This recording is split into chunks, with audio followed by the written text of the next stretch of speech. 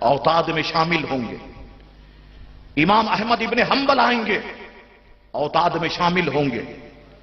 حضرت بشر حافی آئیں گے، اوتاد میں شامل ہوں گے. منصور بن عمار آئیں گے، اوتاد میں شامل ہوں گے. حضرت خواجہ سری سختی آئیں گے، یہ بھی اوتاد میں شامل ہوں گے. حضرت جنید بغدادی آئیں گے، یہ بھی اوتاد میں شامل ہوں گے. اللہ اکبر. ولیوں کی نگاہیں کہاں تک دیکھ رہی ہیں؟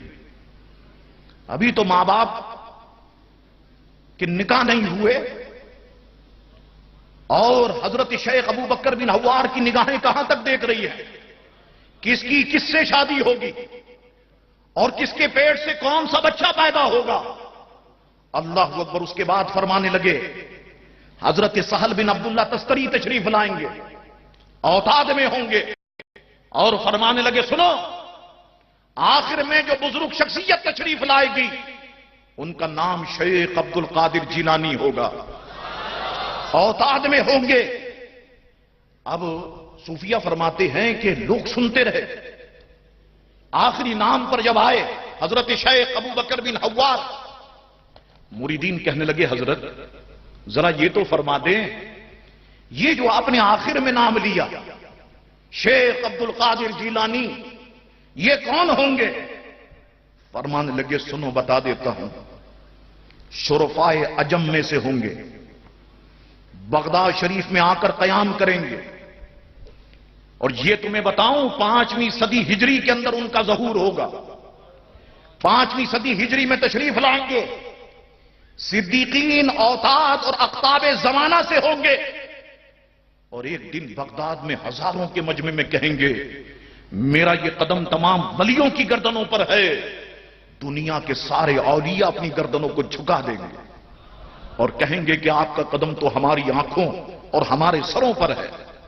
دوسرے بزرگ حضرت سیدنا ابو احمد عبداللہ بن علی بن موسیٰ 464 ہجری میں یہ بات ارشاد فرما رہے ہیں.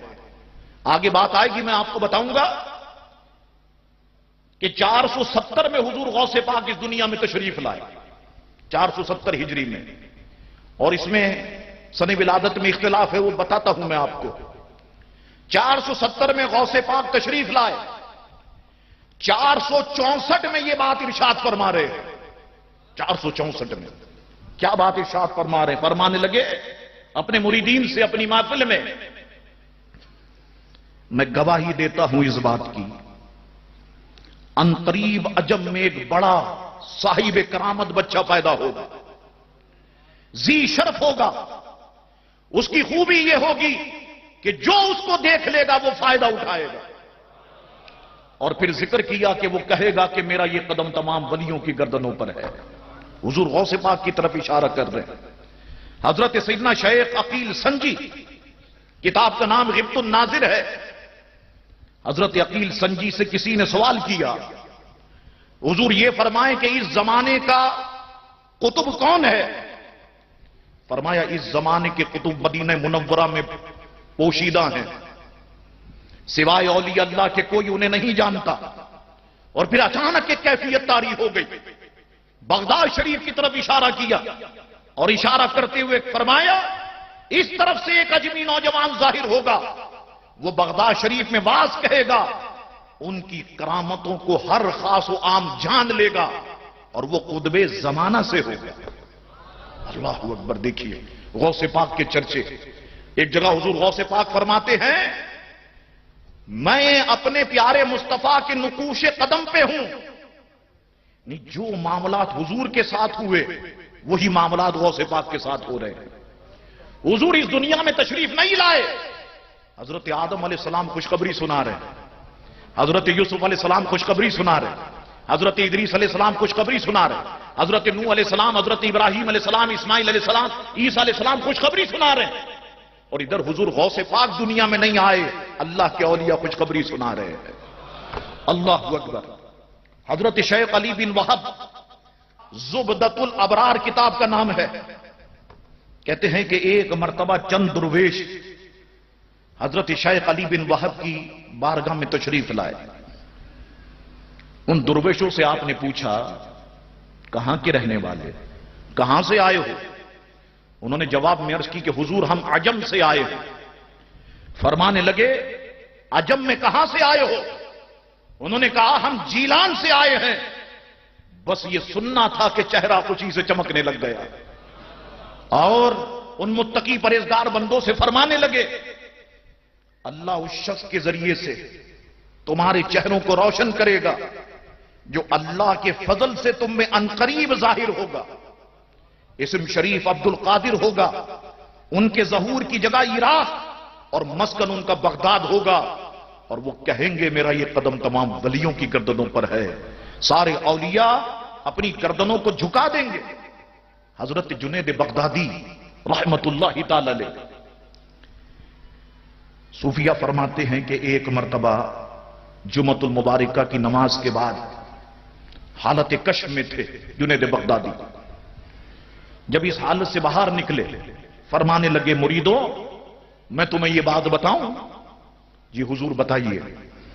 فرمانے لگے 5ویں صدی ہجری میں اس کے آخر میں حضور کی اولاد پاک سے ایک بزرگ پیدا ہوں گے جن کا اسم شریف عبد القادر ہوگا، اور کمال کر دیا فرماتے لقب ان کا محی الدین ہوگا، لقب ان کا محی الدین ہوگا، وطن گیلان ہوگا، مسکن بغداد ہوگا، اور وہ فرمائیں گے کہ میرا قدم تمام ولیوں کی گردنوں پر ہے۔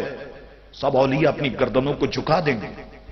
حضرت امام حسن عسکری رضی اللہ تعالیٰ عنہ، حضرت امام حسن عسکری وہ امام ہیں کہ شیعہ حضرات 12 امام جو مانتے ہیں ان میں ایک امام حسن عسکری ہے۔ حضرت امام حسن عسکری نے ایک مرتبہ اپنے خاص مرید کو بلایا، بلانے کے بعد فرمایا میں تمہیں ایک تحفہ دینا چاہتا ہوں۔ تحفہ دیا۔ مرید نے عرض کی حضور یہ میرے لیے ہے؟ فرمایا نہیں، یہ تحفہ تمہارے پاس امانت ہے۔ سنو 5ویں صدی ہجری میں ہمارے گھرانے سے ایک شہزادہ پیدا ہوگا، نام عبد القادر جیلانی ہوگا، اور مسکن بغداد شریف ہوگا۔ جب ان کا ظہور ہو تو یہ تحفے میں جو چیز دی وہ جائے نماز تھی، سجادہ اسے کہتے ہیں، یہ ایران سے جو جائے نماز آتی ہے اس پہ سجادہ لکھا ہوتا ہے، یعنی جائے نماز۔ فرمایا یہ میرا تحفہ غوث پاک تک پہنچا دینا، اور سنو میرا سلام بھی غوث پاک تک پہنچا دینا۔ اور فرمانے لگے سنو اگر تم یہ سمجھ لو کہ تمہاری موت کا وقت آ گیا ہے پھر کسی اپنے خاص جس پہ بھروسہ کرتے ہو اسے یہ دونوں امانتیں دے دینا۔ چنانچہ اہل علم فرماتے ہیں 497 ہجری میں شوال المعظم کے مقدس مہینے میں حضور غوث پاک کو امام حسن عسکری کا سلام بھی مل گیا اور سجادہ بھی مل گیا۔ اللہ اکبر۔ حضور غوث پاک دنیا میں نہیں آئے، یہ سارے بزرگوں کی زبانوں پہ غوث پاک کے چرچے ہیں۔ اچھا حضور غوث پاک جس وقت اس دنیا میں تشریف لائے، ابھی آپ طالب علم ہیں، حضور غوث پاک، ساتھیوں نے کہا عبد القادر اس بغداد شریف کے اندر ایک بزرگ ہیں تاج العارفین ابو الوفا محمد کاکیس رضی اللہ تعالیٰ عنہ، وہ جب درس دیتے ہیں ہزاروں کا ہجوم ہوتا ہے، مخلوق ہی مخلوق ہوتی ہے۔ چلو ہم ان کے پاس چلتے ہیں، کسی دن پروگرام بناؤ، آپ ہمارے ساتھ چلیں، بناتے ہیں ہم، ان کی محفل میں جائیں، واعظ و نصیحت ان کے سماعت فرمائیں۔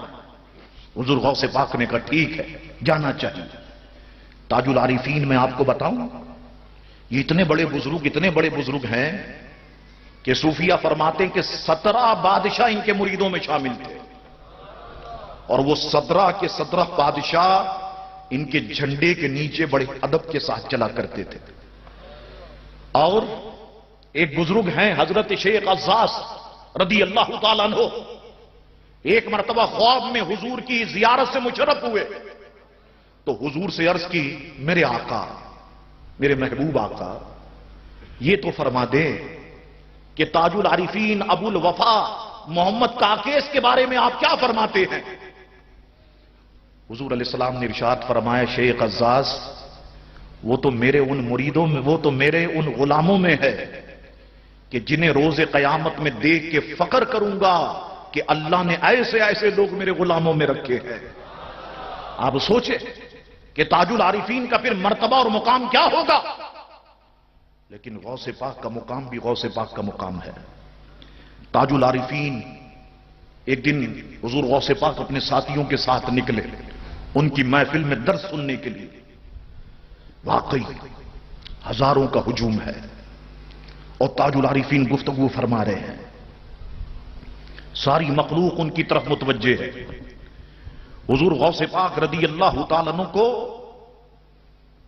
جگہ سب سے پیچھے ملی۔ تاج العارفین واعظ و نصیحت فرما رہے ہیں، غور سے سنو۔ دیکھو یہ کرسیوں تک تو لوگ مجھے دکھائی دے رہے ہیں، پیچھے کون ہے مجھے نہیں معلوم، آپ بھی دیکھ لیں نہیں پہچان پائیں گے۔ تاج العارفین کی نظر جس وقت حضور غوث پاک پہ پڑی، ابھی غوث پاک علم حاصل کر رہے ہیں، 18 یا 19 سال کی عمر ہے یا 20 سال کی عمر ہے، تاج العارفین کی نظر غوث پاک پہ پڑی، جم گئی۔ کیوں؟ یاد رکھنا کہ اللہ کے ولی کو اللہ کا ولی ہی پہچانتا ہے کہ یہ اللہ کا ولی ہے، میں اور آپ نہیں پہچان سکتے، کیونکہ ہماری طرح ہی وہ لباس زیب تن کرتے ہیں، ہماری طرح کے مکانات میں وہ رہتے ہیں، ہماری طرح ہی کھاتے پیتے ہیں۔ اللہ اکبر، تاج العارفین کی نظر غوث پاک کو پہچان گئی۔ اچانک درس دینا روک دیا، مجمع پر ایک خاموشی، سناٹا۔ یہ کیا ہو گیا تاج العارفین کو؟ فرمانے لگے لوگوں وہ بچہ، وہ دیکھو وہ سفید لباس پہنے ہوئے، اس رنگ کی ٹوپی پہنے ہوئے وہ بچہ، جی حضور کھڑا کرو اسے، محفل سے نکال دو۔ غوث پاک فرماتے لوگوں نے مجھے کھڑا کیا، محفل سے نکال دیا۔ لوگ حیران، تاج العارفین تو بڑے نرم مزاج کے آدمی، یہ آج کیا ہو گیا؟ اور اس بچے نے کیا کیا؟ تو درس سننے آیا، یہ کیا کر دیا؟ لوگوں نے نکال دیا۔ حضور غوث پاک فرماتے ہیں میں کبیدہ خاطر نہیں ہوا، میرا دل نہیں ٹوٹا، میں دوسری جگہ پھر آ کر کے بیٹھ گیا۔ یہ جو طالب علمی کا دور ہوتا ہے نا، یہ بہت حسین دور ہوتا ہے۔ طالب علم علم کا پیاسا ہوتا ہے، وہ جگہ جگہ جاتا ہے تاکہ علم کے موتی وہ سمیٹے۔ یہی وجہ ہے، اس محفل کا آغاز کرنے کی وجہ یہی ہے کہ وہ لوگ جو علم کے پیاسے ہیں، جو چاہتے ہیں کہ ہم کچھ سیکھیں، ہم کچھ سنیں، انہی کے لیے یہ محفل ہے۔ اور یہ ساری مخلوق یہاں پر آ رہی ہے، یہ اللہ اور اس کے رسول کا فضل اور اس کا کرم اور احسان ہے۔ غوث پاک فرماتے میں پھر آ گیا، تاج العارفین اپنے درس میں مصروف تھے، پھر نگاہیں اٹھائیں، مجھ پہ نگاہ جم گئی۔ لوگوں یہ بچہ یہاں پہ آ گیا، اٹھاؤ اسے، نکالو محفل سے۔ فرماتے لوگوں نے کھڑا کیا، محفل سے نکال دیا۔ فرماتے میرا دل پھر بھی نہیں ٹوٹا، میں کبیدہ خاطر نہیں ہوا، پھر میں محفل میں آ گیا۔ تاج العارفین درس دے رہے تھے، پھر رک گئے۔ لوگوں وہ بچہ دیکھو پھر آ گیا، وہاں سے ہٹایا، وہاں سے ہٹایا، پھر آ گیا، یہ ایسے نہیں مانے گا، اسے میرے سامنے لے کر کے آؤ۔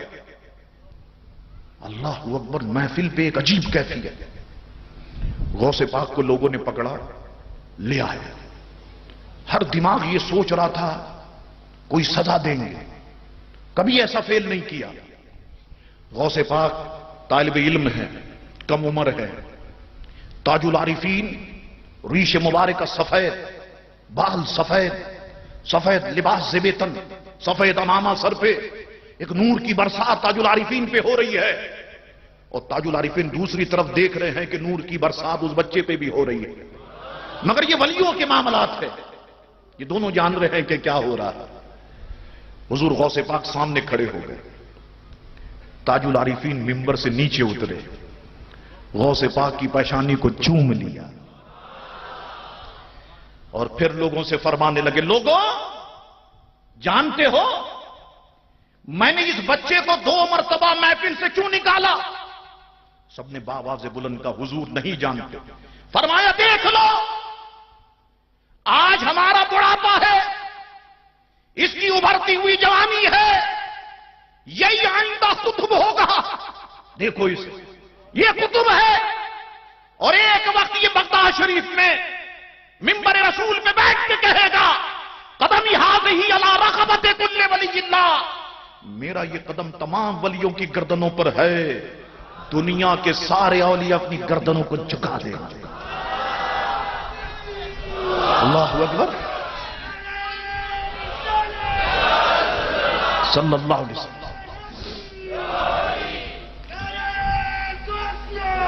سب اپنی گردنوں کو جھکا دیں گے اور اس کے بعد اپنے ہاتھ جوڑ لیے معافی کی صورت میں. کہنے لگے عبد القادر جب وہ وقت آئے نا تم منبر رسول پہ بیٹھ کے کہو میرا یہ قدم تمام ولیوں کی گردنوں پر ہے، خدا کے لیے میری سفید داڑھی کو یاد رکھ، خدا کے لیے یاد رکھ.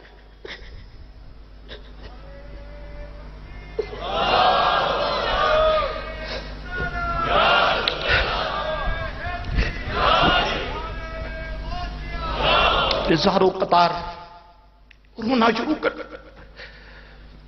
حضور غوث پاک بھی رو رہے، مجمع رو رہا، ابو الوفا رو رہے ہیں. فرمانے لگے غوث پاک عبد القادر میں تمہیں تحفہ دیتا ہوں، ایسے نہیں جانے دوں گا. اپنا عصا غوث پاک کو دے دیا، اپنی تسبیح غوث پاک کو دے دی، اپنے پانی کا پیالہ غوث پاک کو دے دیا. ان سب چیزوں کی نسبت اللہ کے ولی سے تھی. غوث پاک فرماتے جو تسبیح تھی اس کی شان یہ تھی کہ تسبیح کے ایک ایک دانے سے اللہ کے ذکر کی آواز آتی تھی. اور جو پیالہ مجھے دیا فرماتے اس کی شان یہ تھی میں ہاتھ آگے بڑھاتا تھا پیالہ ہوا میں اڑ کے میرے ہاتھ میں آ جاتا تھا. کیا مقام ہے قادریوں، ہمیں فخر کرنا چاہیے. تم کیوں ادھر ادھر بھاگتے ہو، کبھی اس پیر کے پیچھے کبھی اس پیر کے پیچھے؟ ایک کھوٹے سے وابستہ ہو جاؤ، غوث پاک کی محبت دل میں پیدا کر لو. اس دنیا میں بھی تمہارا ساتھ دیں گے، قبر میں بھی آئیں گے، اور میدان محشر میں اپنے چاہنے والوں میں تمہیں شامل کر لیں گے. اللہ اکبر. یہ شان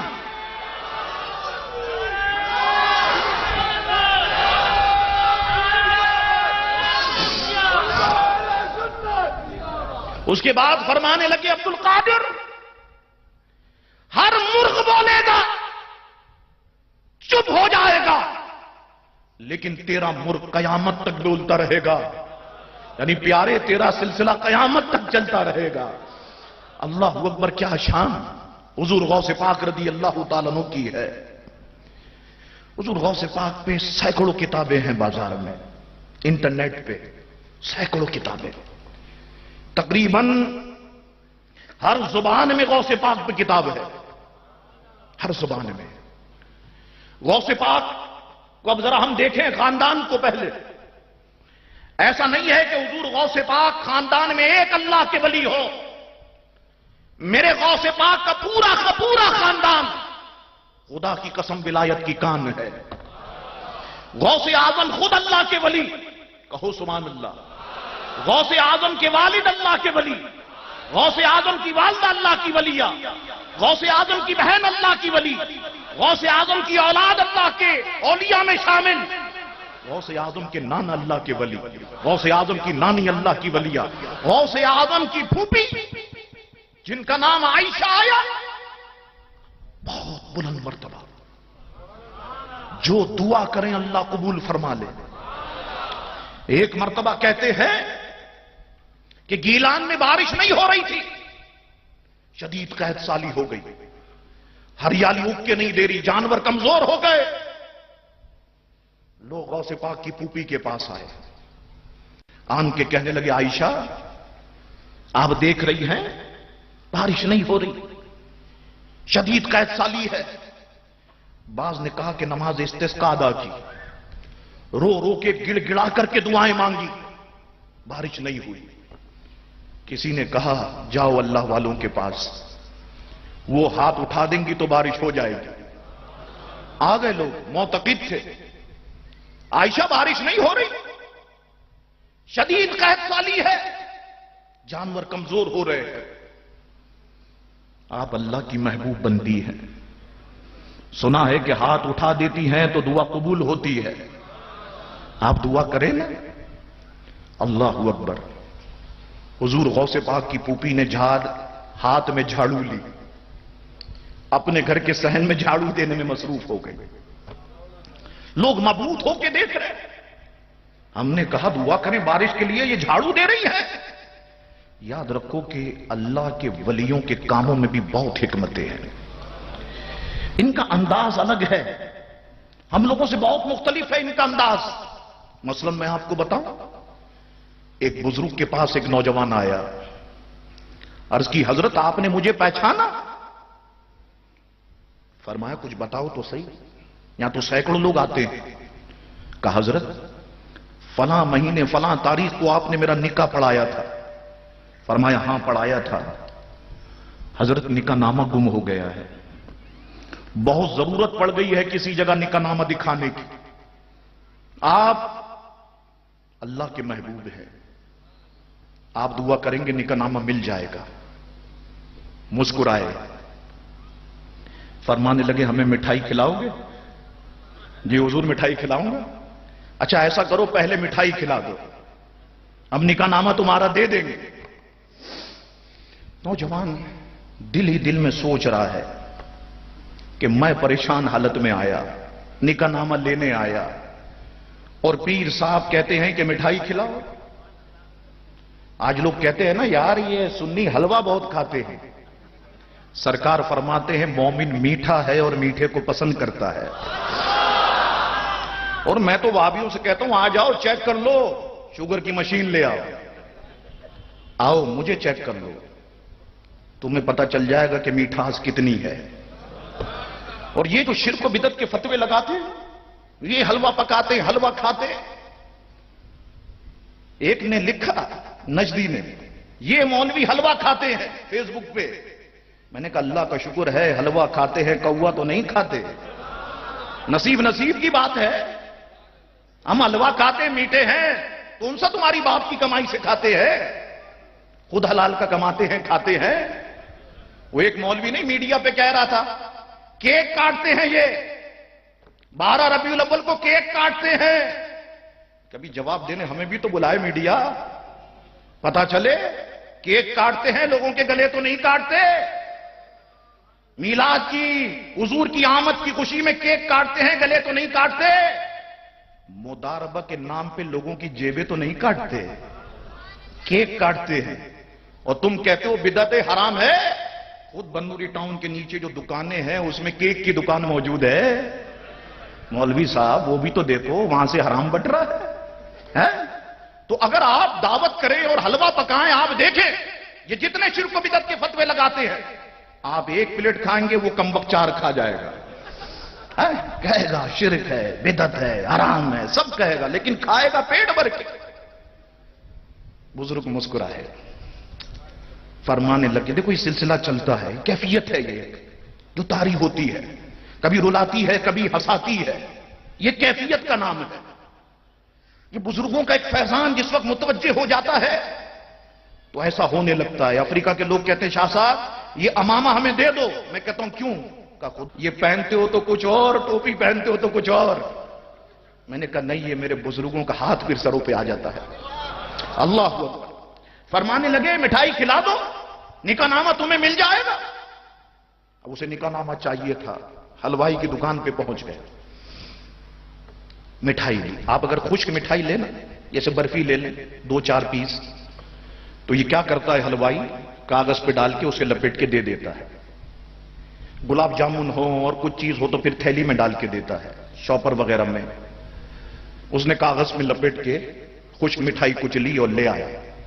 حضرت مٹھائی لے آیا, نکاح نامہ دے دے. فرمایا صبر تو کرو، یہ دیکھو لوگ بیٹھے ہیں، مخلوق بیٹھی ہے، انہیں مٹھائی کھلاؤ۔ سب نے تھوڑی تھوڑی کھائی۔ کہا حضرت یہ تھوڑی بچ گئی ہے، 2 بندے تھوڑا تھوڑا کھا سکتے ہیں۔ فرمایا تم کھا۔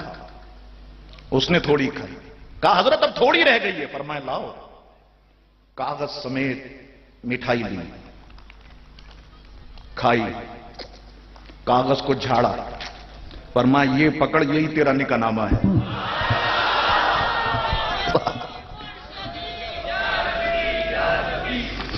فرمایا غور سے دیکھ لے، یہی تیرا نکاح نامہ ہے؟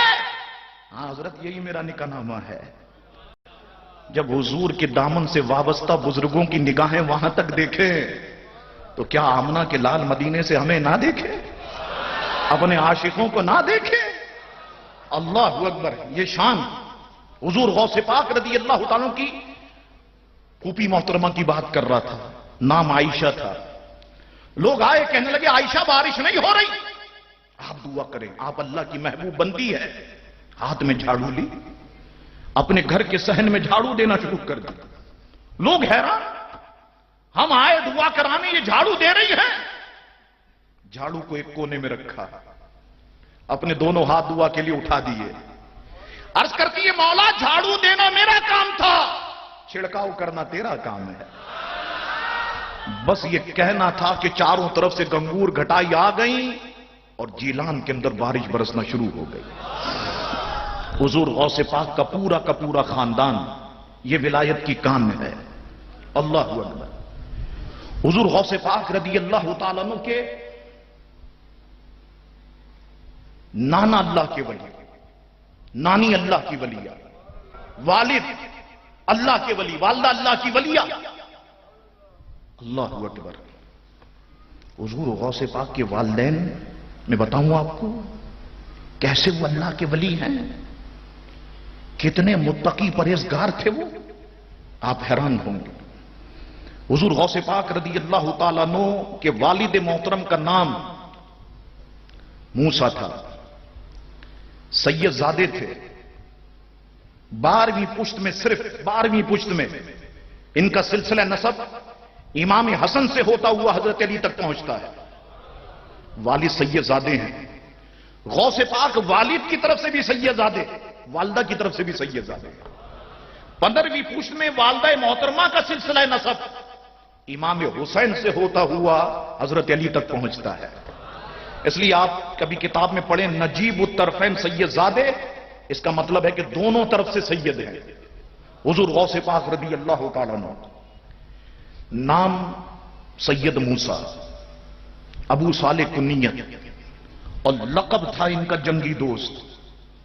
کہتے ہیں یہ جہاد سے بڑی محبت کرتے تھے۔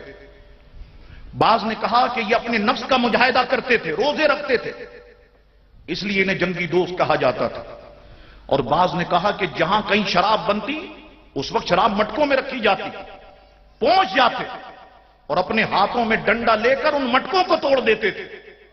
کوئی سرکار نے فرمایا نا اگر برائی کو طاقت سے روک سکتے ہو تو طاقت سے روکو، توڑ دیتے، شراب کو بہا دیتے۔ ایک بار فاقے کی کیفیت میں ہے،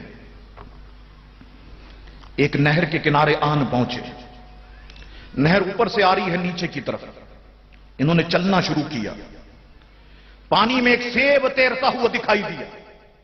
اب بھوک کا غلبہ تھا، شدید غلبہ، وہ سیب اٹھایا، تناول کر لیا۔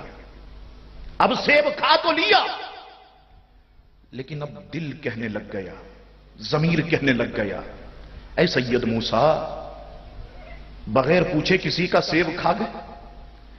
میدان محشر کے اندر اگر یہ سوال ہو گیا پھر تم کیا جواب دو گے؟ اب ایک کیفیت طاری، رقت طاری ہوگی۔ یاد رکھو مسلمانوں، ہم سب کے جسم کے اندر ایک مفتی بیٹھا ہوا ہے جسے ہم ضمیر کہتے ہیں، یہ مفتی ہے۔